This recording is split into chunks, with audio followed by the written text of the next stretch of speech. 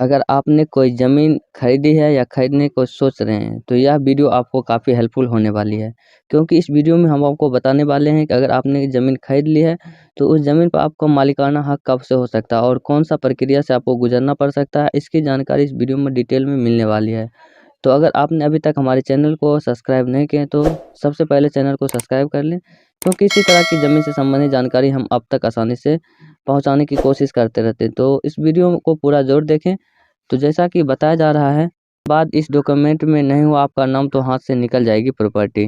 देखिए, जैसा कि बताया जाएगा, अगर इस डॉक्यूमेंट में आपका नाम नहीं है तो आपका रजिस्ट्री जो है वो कैंसिल भी हो सकता है। तो इसके लिए क्या प्रक्रिया, रजिस्ट्रेशन में प्रॉपर्टी को नए खरीदार को ट्रांसफ़र किया जाता है। जो रजिस्ट्रेशन होता है उसमें जो ज़मीन खरीदा जाता है, उसमें नया जो खरीदार होता है उसको क्या होता है, ट्रांसफ़र किया जाता है ज़मीन। इसमें रजिस्ट्रेशन चार्ज और स्टाम्प ड्यूटी देनी होती है। तो जो भी रजिस्ट्रेशन चार्ज हो और स्टाम्प ड्यूटी जो लगता है उसमें आपको देना पड़ता है। रजिस्ट्री केवल ओनरशिप के ट्रांसफ़र का डॉक्यूमेंट है। रजिस्ट्री जो जब आप करवाते हैं, इसमें क्या होता है, एक ट्रांसफ़र होता है कि आपने उसको ट्रांसफ़र कर दिया, स्वामित्व का नहीं। आइए जानते हैं इसके बारे में विस्तार से। जैसा कि आपने कोई भी प्रॉपर्टी खरीदी है और आप तहसील में उसकी रजिस्ट्री, प्रॉपर्टी रजिस्ट्री करवा कर निश्चित हो गए हैं। आपने ज़मीन खरीदी, उसका रजिस्ट्री भी आपने करवा ली है कि अब वह दुकान या फ्लैट या मकान आपका हो गया, तो भूल रहे हैं। देखिए, ऐसा नहीं होता। विक्रेता को पूरा पैसा देना और रजिस्ट्री करने के बाद उस पर प्रॉपर्टी के पूरे मालिक नहीं बने हैं। अगर आपने रजिस्ट्री के बाद प्रॉपर्टी का म्यूटेशन ऑफ प्रॉपर्टी यानी दाखिल खारिज नहीं कराया है, तो आप पचड़े में पड़ सकते हैं। म्यूटेशन नहीं कराने के कारण बहुत सी संपत्ति विवादित होते हैं। जैसे कि आपने अगर ज़मीन खरीद लिया, म्यूटेशन नहीं कराते हैं, तो उसकी स्थिति में देखिए क्या होने वाला है। तो आए दिन ऐसे खबरें आती रहती है कि किसी प्रॉपर्टी को किसी व्यक्ति ने 2 बार बेच दिया। देखिए, अगर 2 बार कैसे बेचता है, अगर आपने रजिस्ट्री का दाखिल खारिज अगर आपने रजिस्ट्री करवाया लेकिन आपने म्यूटेशन नहीं करवाए, तो वह ज़मीन उसके नाम से शो कर रहा है। तो वो सोचता है कि हमने इसको, जो अगर हो सकता है भूल गया होगा किसी वजह से, तो वो ऐसा भी हो सकता है, वो अगर रुपये के लालच में फिर उस ज़मीन को क्या कर दूसरे को भी बेच सकता है। या फिर बेचने वाले ने बेची गई संपत्ति को रजिस्ट्री खरीदार के नाम से करने के बाद भी ज़मीन पर लोन ले लिया है। अगर आप रजिस्ट्री नहीं करवा रहे हैं, यानी कि दाखिल खारिज नहीं करवा रहे हैं, तो ऐसे में जो ज़मींदार हैं क्या करते हैं, उस पे लोन ले रहे हैं। ऐसा इसलिए होता है क्योंकि ज़मीन खरीदने वाले ने केवल रजिस्ट्री कराई है, उसने प्रॉपर्टी का दाखिल खारिज का नामांतरण अपने नाम पर नहीं कराया।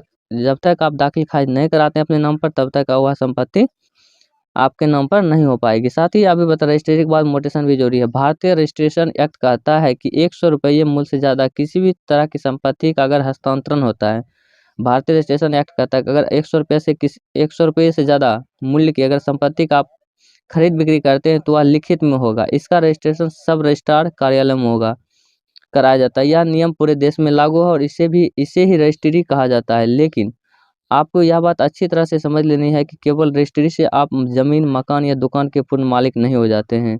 रजिस्ट्री के बाद ज़मीन यानी दाखिल खारिज कराना बहुत ज़रूरी है।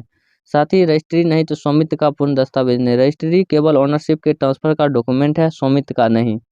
रजिस्ट्री कराने के बाद जब आप उस रजिस्ट्री के आधार पर दाखिल खारिज म्यूटेशन करा लेते हैं, तब जाकर आप उस प्रॉपर्टी स्वामी बनते हैं। इसीलिए कभी भी अपने, अगर आप कोई प्रॉपर्टी खरीदते हैं तो केवल रजिस्ट्री कराकर निश्चित ना हो जाएँ। अगर आप कोई ज़मीन खरीद रहे हैं तो उसको रजिस्ट्री ना, उसको आप दाखिल खारिज ज़रूर कराएँ, क्योंकि रजिस्ट्री के बाद जब आप दाखिल खारिज हो जाता है, तब प्रॉपर्टी खरीदने वाले के पास संपत्ति से जुड़ी सभी अधिकार आते हैं। जब आप रजिस्ट्री करा के दाखिल खारिज करा लेते हैं, तो उस ज़मीन पर आपका पूरा हक हो जाता है। दाखिल खारिज में दाखिल का मतलब होता है रजिस्ट्री के आधार पर उस संपत्ति के स्वामित्व के सरकारी रिकॉर्ड में आपका नाम शामिल हो जाता है। अगर देखिए आप दाखिल खारिज कराते हो, तो दाखिल का मतलब होता है कि उसमें आपका नाम शामिल हो गया, लेकिन खारिज का मतलब है पुराने मालिक का नाम स्वामित्व के रिकॉर्ड से हटा दिया गया हो। लेकिन देखिए, जैसा कि अगर आप वह ज़मीन खरीद लेते हैं, तो जो पुराने उसके ज़मींदार हैं उसके नाम पे वह ज़मीन शो नहीं करेगा। जब वह शो नहीं करेगा तो वह किसी को बेच नहीं सकता है और कोई थर्ड पार्टी उस ज़मीन को नहीं ले सकता है। इससे आप अपने ज़मीन की धोखाधड़ी से भी बच सकते हैं। इसलिए आपको ज़रूरी है कि अगर आप रजिस्ट्री करवाते हैं तो उसके तुरंत बाद उस ज़मीन का दाखिल खारिज यानी कि म्यूटेशन भी करा लें। तो इस वीडियो में इतना है। अगर वीडियो अच्छा लगे हो तो चैनल को सब्सक्राइब करें और लाइक करें। मिलते हैं नेक्स्ट वीडियो में नेक्स्ट टॉपिक के साथ।